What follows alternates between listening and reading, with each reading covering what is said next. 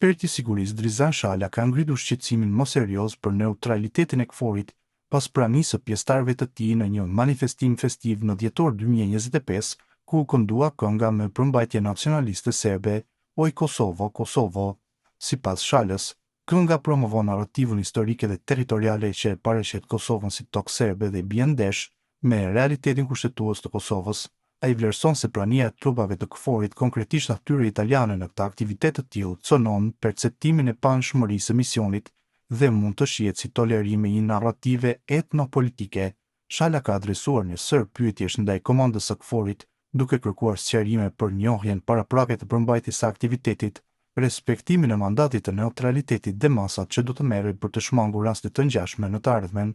Ai thekson se rastet të tilla mund të jenë pjesë e luftës hibride kulturore dhe psikologjike në një mjedis ende të ndjeshëm të sigurisë në Kosovë. Analisti Milazim Maraj ka komentuar deklarimet e presidentit serb Aleksandar Vučić, duke vlerësuar se qëndrimi i tij ndaj OKB-s dhe dokumenteve ndërkombëtare është kontradiktor. Sipas Marajt, Vučić sot pretendon se institucionet ndërkombëtare nuk respektohen më nga të fortët, por nuk mbajti të njëjtin qëndrim kur Rusia sulmoi Ukrainën pas një provokim. Maraj thekson se frika alarmante e Vučićit, si e tij personale ashtu edhe e Këshillit të Sigurisë së Serbisë, nuk ka baza reale. Ai kritikon mënyrën se si Vučić e paraqet armatosjen e Shqipërisë, Kroacisë dhe Kosovës si kërcënim për Serbinë, duke nënvizuar se kjo armatosje është mbrojtje dhe jo agresive. Ky vlerësoi që OKB-ja dhe dokumentet e saj nuk janë më të rëndësishme. Ato sipas tij janë shkel dhe nuk respektohen nga të fortit, por ky është vlerësim. Nuk e kishte kur Rusia sulmoi Ukrainën pas një nxitje lufte apo përzierje në punët e brendshme të Rusisë.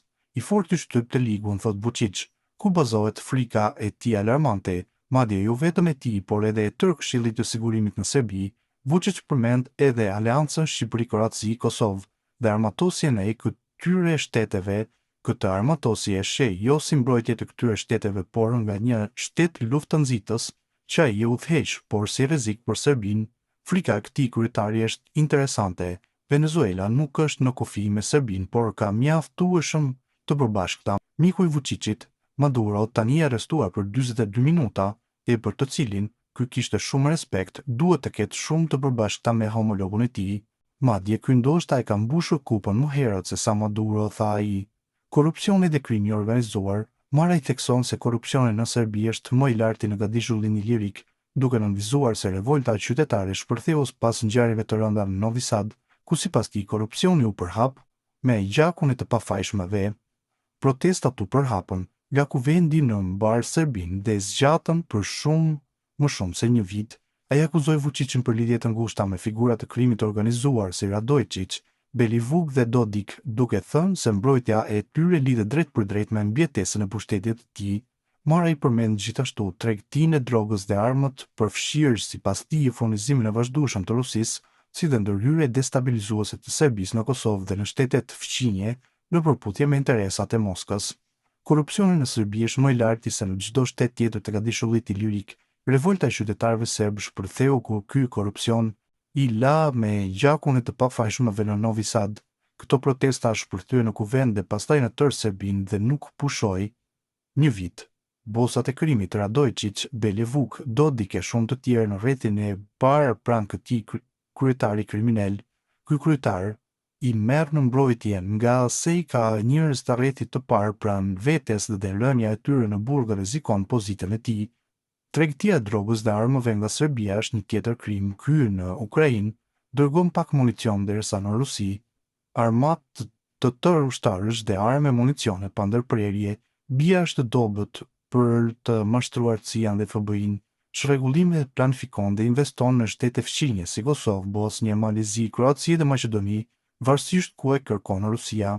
Kosovë vazhdimisht dërgon armë, plagos dhe arreston të padëgjueshmit dhe ata që duan liri dhe paqe, por kjo nuk përfundon me kaq. Serbia ka qendra të posaçme si në Smederev, ku trajtohen sabotuesit serb dhe nga shtetet e tjera për luftë kundër perëndimit dhe në favor të Rusisë, Kinës, Iranit dhe shteteve të tjera diktatoriale.